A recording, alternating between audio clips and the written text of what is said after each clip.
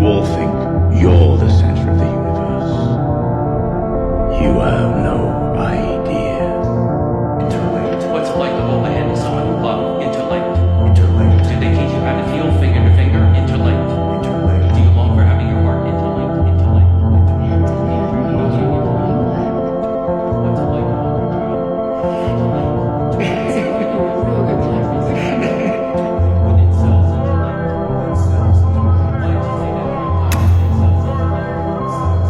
I want nothing to do with you. Ever since I met you, everything I've ever cared about is gone. Ruined. Hai guys, kenalin aku Ayu, Aku Nia, dan aku Tia. Di hari ini, di podcast kita hari ini kita akan membahas sebuah tema yang lagi ngetren banget di kalangan mahasiswa, di kalangan muda-mudi, yaitu mengenai trust issue. Nah, apa itu trust issue sendiri? Kita akan membahas sejauh podcast kita hari ini. Nah, bener banget nih yuk. Kemarin tuh aku sering banget ngeliat di media sosial, terutama di Instagram, di TikTok, tuh banyak banget orang-orang di luar sana yang membagikan pengalaman mereka terkait trust issue. Nah benar ya, jadi sebenarnya apa itu trust issue sendiri pasti kita tentunya udah pernah mendengar. Teman-teman yang lagi menonton juga tentunya udah mendengar dan gak asing lagi, dan bahkan pernah mengalaminya. Namun apa trust issue itu sendiri, sejauh apa kaitannya, contoh-contohnya, penyebabnya, kita akan membahas di sore hari ini. Dan kalau menurut dia sendiri, apa sih trust issue itu? Nah, kalau dari aku sih yuk, trust issue itu sendiri menggambarkan rasa sulit percaya kita kepada orang lain yang mungkin disebabkan oleh beberapa faktor seperti trauma, pengalaman buruk yang pernah kita alami, yang contohnya seperti dihianati sama pacar gitu guys, atau enggak sama orang-orang terdekat kita, itu sahabat kita, bahkan teman kita sendiri. Oke, ya jadi berarti itu tuh kayak berkaitan dengan ketakutan berlebihan ya untuk percaya sama orang. Oke teman-teman, jadi di pembahasan kita hari ini kita juga nggak hanya sendiri untuk membahas trust issue, namun kita juga akan didampingi oleh narasumber kita, dan langsung saja kita panggil Dr. Claudia Anastasia.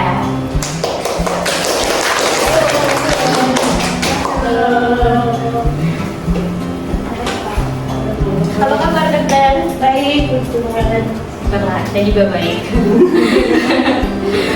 Bersyukur sekali dan terima kasih juga dokter udah mau meluangkan waktu dan menjadi narasumber kita di sore hari ini. Sebagai informasi untuk teman-teman bahwa dokter Claudia ini menyelesaikan pendidikan kedokterannya di tahun 2019 dan saat ini bekerja sebagai dokter umum di salah satu klinik, yaitu di Salim Klinik Seminyak, dan juga sebagai staf part-time Perkantas Bali, yaitu sebuah yayasan Kristen non-profit yang mendampingi dan membina mahasiswa Kristen. Seperti itu. Nah, sekarang kita di sini sudah bersama Dr. Claudia. Seperti yang sudah kita bahas di awal tadi, dokter mungkin baru saja kita mau tanya nih, menurut dokter apa sih trust issue? Nah ya tadi sebenarnya mungkin udah sempat dibahas juga ya di awal gitu ya tentang trust issue.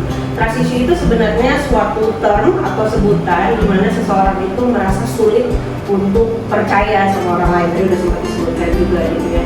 Jadi dia merasa insecure, dia merasa ragu dengan orang lain gitu ya. Jadi dia kesulitan sekali untuk bisa percaya sama perkataan atau bahkan hal-hal yang dilakukan orang lain kepada dia itu, nah dia agak sulit untuk percaya. Kalau dia seperti itu. Di sini aku juga mau nanya, ada contoh-contoh yang mengkategorikan orang-orang itu termasuk trust issue itu gimana? Ya, trust issue itu sebenarnya kita lihat variasinya banyak ya. Ada yang trust issue-nya bilangnya itu nggak terlalu parah gitu ya. Kayak contoh ya susah percaya sama omongan orang. Contoh misalnya dipuji sama orang, bener nggak sih dia beneran muji atau sebenarnya dia ngejek ya sebenarnya. Yang kayak gitu. Sampai yang ekstrim gitu ya. Contoh kayak misalnya dalam pacaran gitu ya. Enggak kok, aku habis jalan sama temanku tadi. Siapa temenmu gitu? Coba telepon dia gitu. Terus harus dipastiin gitu bahwa itu benar dan akhirnya jadi posesif dan sebagainya. Jadi banyak sih, ada juga yang misalnya saat orang berusaha baik sama kita gitu, kemudian kita susah buat percaya. Nah, hal-hal seperti itu sebenarnya yang bisa masuk dalam beberapa contoh dari trust issue.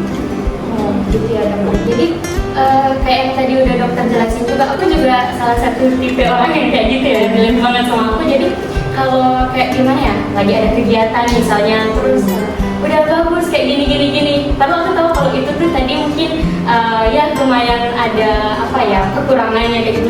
Pasti udah pulang nih malam ini tuh kayak aku terngiang-ngiang terus, duh tadi tuh emang maksudnya dia benar-benar nguji apa enggak sih kayak gitu, atau kayak gimana. Jadi kayak buat kita tuh overthinking berlebihan gitu loh. Dan juga sebelum itu ya, sebelum aku mulai kuliah, jadi kayak masih di SMA kayak gitu, kayak di lingkungan pertemanan tuh aku sering kayak gimana ya, kalau dekat sama orang, mereka tuh berteman sama kita, dan di saat mungkin mereka butuh bantuan, kita tuh ada untuk mereka. Tapi di saat kita butuh bantuan, mereka tuh nggak ada kayak gitu dok. Jadi kayak sekarang udah di lingkungan perkuliahan pun kayak masih agak ragu-ragu untuk dekat sama orang. Kayak oke lah kita berteman, tapi aku selalu menyeleksi dia tuh tipe orang yang kayak gimana ya, apakah akan benar-benar jadi temanku atau enggak sih kayak gitu. Jadi itu tuh buat aku takut juga sih untuk berteman sama orang kayak gitu. Nah, dari contoh-contoh yang mungkin dokter sebutkan tadi, terus Ayu juga sudah memberikan pengalamannya tadi itu, pasti ada penyebab yang membuat orang itu trust issue. Kira-kira itu penyebabnya apa sih? Ya, penyebabnya bisa banyak ya. Tadi juga sebenarnya di awal udah sempat disebut juga gitu ya sama dia. Bisa karena ada pengalaman traumatis gitu ya. Contoh dia mungkin pernah mengalami kekerasan entah di rumah, entah dalam relasi gitu ya. Terus kemudian mungkin juga karena faktor orang tua misalnya, pola didik orang tua. Kadang-kadang anak-anak yang kurang dapat kasih sayang dari orang tua, kurang diperhatikan sama orang tua, itu juga akan cenderung jadi trust issue. Kenapa? Karena mereka melihat bahwa oh, orang tuaku saja maksudnya nggak memperhatikan aku gitu. Kalau dia orang memperhatikan aku tuh kenapa ya? Gitu. Aneh. Bener nggak ya kalau dia udah memperhatikan? Atau ternyata ada maunya misalnya kayak gitu. Atau pernah kalau dalam relasi pernah juga diselingkuhin misalnya. Antara diselingkuhin atau pernah melihat orang diselingkuhi gitu. Contoh mungkin dia melihat orang tuanya mungkin atau mungkin ada dalam keluarganya itu rumah tangga atau karena perselingkuhan gitu. Nah itu dalam relasi nanti dia bisa jadi nanti dia juga akan jadi trust issue juga gitu ya. Pacarku nggak buat gini juga nggak ya? Gitu. Apalagi kalau dia pernah mengalami sendiri. Jadi sebenarnya memang banyak pengalaman-pengalaman yang bisa membuat seseorang bisa jadi trust issue. Nah kadang-kadang ada juga kondisi mental ya bikin jadi trust issue juga gitu. Saat dia punya gangguan mental kayak paranoid gitu, walaupun agak beda sebenarnya paranoid dan trust issue ya. Terus kemudian atau ada gangguan mental depresi atau cemas, itu juga bisa bikin kita jadi trust issue. Oke dok, jadi ini juga ada teman-teman yang berbagi pengalamannya ya. Jadi pengalamannya tentang trust issue itu sendiri, dia pernah dikhianati oleh pasangannya, sehingga dia itu sulit percaya ketika ingin menjalin hubungan lagi dengan orang lain. Bahkan ketika dia menonton berita-berita kayak di TikTok atau sebagainya seperti itu, kayak berkaitan dengan perselingkuhan, dia makin takut dan kayak overthinking gitu kalau dia dapat pasangan yang seperti di berita-berita itu. Jadi dia kayak takut banget. Sekarang ada kasus tersebut. Iya, kasus Jadi kira-kira menurut dokter sendiri trust issue itu dia berkaitan juga dengan mental health. Ya, jadi tadi sempat saya sebutkan juga gitu ya bahwa kalau ditanya berkaitan atau enggak pasti berkaitan. Pertama ada beberapa kondisi mental health ya yang bisa wujud gejalanya atau tandanya adalah trust issue. Contoh kayak cemas, depresi, juga kadang-kadang salah satu tanda dari gejala walaupun nggak pasti ya. Tidak selalu orang yang trust issue itu punya gangguan cemas atau depresi gitu, tapi beberapa orang juga punya trust issue gitu saat mereka punya beberapa kondisi mental health, atau contohnya mereka punya kondisi yang kita bilang gangguan stres pasca trauma atau PTSD gitu bahasa kerennya gitu ya. Misalnya kalau Amerika kita lihat kalau sekarang mungkin kalau agak jauh ini ya, contohnya misalnya kalau Amerika lihat dari TV, film-film gitu ya, kalau ada perang misalnya atau tentara-tentara yang perang gitu.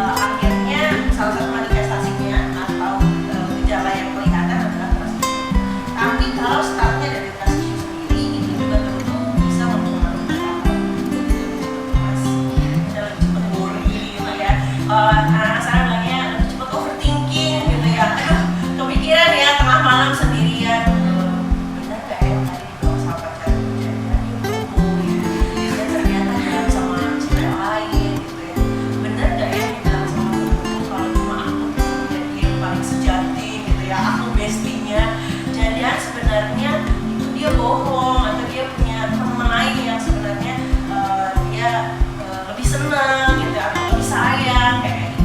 Nah itu akhirnya kan bisa mengganggu mental health kita gitu ya. Jadi sebenarnya apakah berkaitan tentu berkaitan, makanya perlu deteksi dulu juga gitu ya. Kira-kira saat kita mulai meragukan orang lain, saat kita merasa kita itu perlu maksudnya.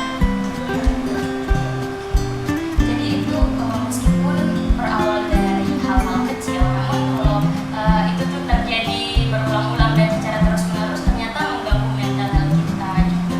Itu guys. Jadi untuk trust issue ini sendiri kita juga nggak bisa menganggap itu sebagai hal sepele ya, apalagi kalau terjadi terus-menerus ternyata itu sangat mengganggu mental health kita juga. Lewat yang Claudia sudah sampaikan tadi, ternyata trust issue itu berdampak pada kesehatan kita. Jadi di sini juga buat edukasi buat teman-teman yang menonton sama yang lagi ada sama-sama di sini, cara mengatasi trust issue itu. Iya, hal pertama yang sebenarnya perlu kita lakukan untuk mengatasi trust issue, pertama kita harus melihat diri kita sendiri dulu gitu ya. Saat kita yang kayak tadi yang saya seperti itu, saat kita meragu sama orang lain, saat kita merasa percaya sama orang lain, apakah sebenarnya kita sudah mulai punya trust issue gitu? Apakah misalnya cuma sama satu orang itu aja karena kita punya pengalaman buruk sama orang itu, atau lama-lama jadi general gitu ya? Oh, semua orang kita jadi trust issue. Nah itu juga perlu kita lihat. Kenapa? Karena startnya itu harus dari diri kita sendiri. Secara khusus kalau kita mau bahas sampai ke mental health ya. Kalau aja kita sedikit gitu ya kayak ilmu psikologi atau psikiatri gitu ya. Yang paling penting itu pasien atau orang yang mau dalam kutip berobat itu harus sadar dulu bahwa dirinya perlu perubahan, dirinya butuh pertolongan. Jadi kita juga yang harus refleksi gitu ya, melihat gitu ya, sebenarnya apa sih yang terjadi dalam diriku gitu, apakah aku sudah mulai trust issue dan sebagainya. Nah apalagi kalau ada kan teman-teman misalnya melihat bahwa ternyata isu trust issue yang sedang dialami secara pribadi ini mulai mengganggu relasi dengan orang lain. Contoh, jadi nggak bisa punya teman. Kenapa? Karena nggak percaya sama teman gitu ya. Nanti dia nanti aku nggak ya. Nanti dia beneran mau temenan sama aku nggak ya? Atau ternyata dia ada maunya gitu. Ternyata dia mau aku nyontek gitu ya. Atau dia mau apa gitu ya. Terus atau dia jadi nggak bisa pacaran misalnya ya tadi gitu ya. Sulit buat berelasi. Kenapa? Karena aku diselingkuhin gitu ya. Aku dibohongin sama pacar. Atau yang sudah punya pacar itu malah jadi posesif. Iya, proses itu. Kamu sama siapa nih tadi? Kamu bohong ya? Itu kamu beli buat siapa? Buat mamaku. Bohong, itu buat cewek lain ya? Misalnya ya gitu ya. Maksudnya saat itu mengganggu relasi bahkan sampai ke keluarga gitu ya, orang tua. Nah itu kan berarti ada sesuatu yang salah, sesuatu yang benar. Jadi startnya memang seharusnya dari kita. Atau mungkin kalau misalnya teman-teman mulai tegur gitu ya, kok kamu susah banget ya percaya sama orang, padahal aku juga selalu bantuin kamu. Nah itu ya walaupun kita perlu bijak juga ya, kadang-kadang kalau ngomong itu bisa juga tapi ya makanya startnya itu dari kita dulu gitu ya. Apakah apa yang kita lakukan sekarang, reaksi yang kita berikan ke orang lain itu adalah reaksi yang sehat atau reaksi yang keluar dari trust issue itu pertama. Yang kedua, kalau kita sudah menyadari bahwa kita sudah punya trust issue, hal yang ketiga adalah mengkomunikasikan itu secara jelas dan efektif. Contoh misalnya, saya temenan sama Ayu ya, terus kemudian Ayu ngecewain saya, saya minta tolong Ayu bantuin saya ngerjain sesuatu gitu ya, terus kemudian ternyata Ayu nggak ngerjain. Nah, saya jadi trust issue nih sama Ayu, ya aku nggak bisa deh ngasih lagi kerjaan sama Ayu, gitu, minta tolong sama Ayu. Soalnya Ayu kalau aku minta tolong ternyata nggak benar kerjanya gitu, nggak mau dikerjain, nggak mau bantuin aku. Nah, saat kita sudah punya seperti itu, penting untuk mengkomunikasikan itu secara jelas dan efektif. Yuk, kemarin itu waktu aku minta tolong, aku agak kecewa sebenarnya sama kamu karena waktu kita tolong ternyata kamu nggak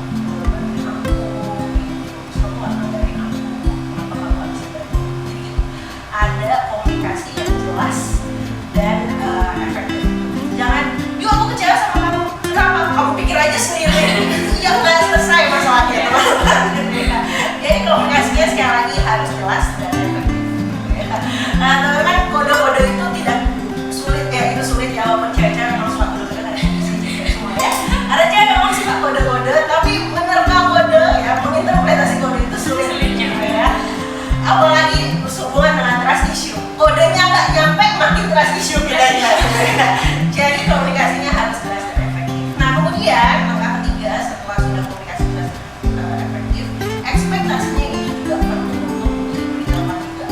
Karena dalam kasus saya sama ini tadi, harapannya sih next time kalau ada yang aku nggak mau bisa bantuin aku, atau kalau kamu nggak bisa bantuin nggak apa-apa yuk, tapi kamu ngabarin aku ya kalau kamu nggak bisa bantuin aku.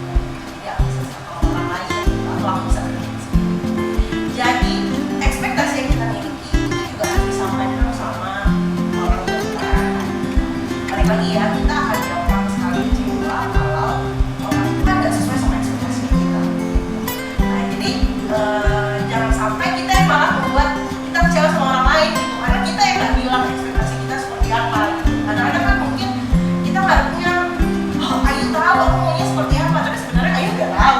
Berharap dimengerti. Iya, jadi itu adalah advent expectation, ekspektasi yang tidak sesuai dengan realita itu tetap harus dikomunikasikan.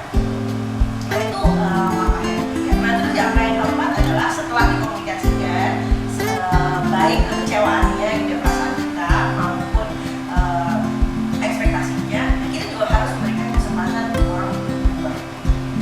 Jadi jangan aku kecewa sama kamu ya, karena kamu nggak bantuin aku. Next time kamu mau tolong bantuin aku.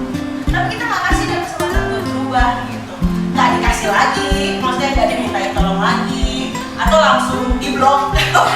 Kayak nah cukup, aku sudah langsung ada garis besar gitu ya benteng antara saya dan Ayu gitu ya, karena sudah kecewa sama Ayu. Nah itu kan juga tidak menyelesaikan masalah. Jadi tetap harus memberikan kesempatan buat orang itu berubah, buat orang itu bisa belajar. Oh ternyata dia ekspektasinya seperti ini ya. Nah tapi memang kalau memang ternyata sudah diberikan beberapa kali kesempatan, tapi mungkin nggak bisa gitu ya, mungkin ya memang kita perlu lihat maksudnya apakah relasi ini apa ya berlipat berkembang. Maksudnya oh ternyata temennya emang nggak mau berubah aja, emang nyebelin aja temennya gitu.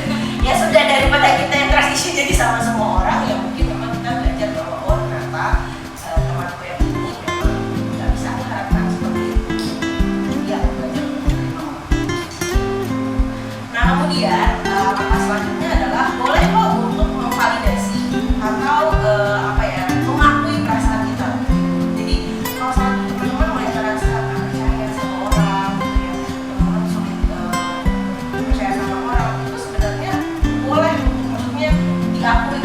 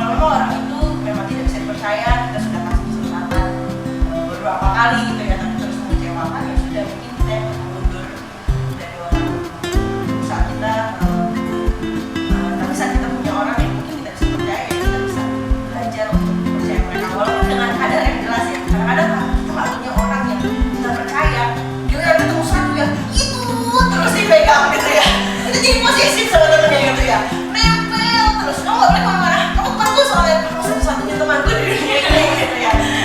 Nah teman yang kayak gitu juga malah merusak relasi gitu ya. Jadi itu juga perlu hati-hati gitu ya. Jadi intinya adalah teman-teman saat teman-teman merasa bahwa intinya kalau buat aku pribadi gitu ya, saat reaksi yang teman-teman berikan, reaksi yang tidak berikan mulai menimbulkan kerusakan dalam relasi gitu ya, dengan siapapun, dengan keluarga, dengan teman, dengan pasangan gitu ya. Maka itu sudah terbentuk red flag ya, sudah warning sign sebenarnya. Mungkin kita memang perlu meminta bantuan orang lain, terutama yang profesional, supaya kita bisa Oke, jadi banyak banget hal yang ternyata itu tuh kita bisa lakukan untuk apa ya, mengatasi trust issue itu sendiri jika kita mau. Jadi lumayan banyak hal ya yang udah kita bahas saat ini sama dokter, dari apa itu trust issue, contoh-contoh trust issue, penyebabnya, dan ternyata trust issue itu jika dibiarkan terus-menerus berkaitan juga dengan mental health kita.